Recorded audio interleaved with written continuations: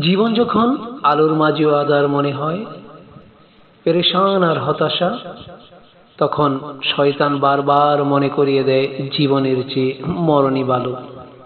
তখন আল্লাহ কি বলেন জানেন?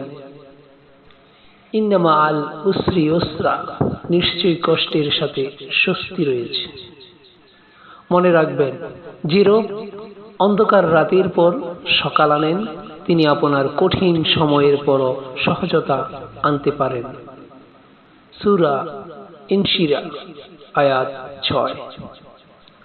তাই আজ আপনার জীবন যত কষ্টই থাকুক, হতাশ হবেন না। আপনার চোখে হয়তো কোনো পথ নেই, কিন্তু আল্লাহর কাছে পথের অভাব নেই। আপনি শুধু ধৈর্য ধরুন, নামাজ আঁকড়ে ধরুন, আল্লাহর কাছে দোয়া করুন।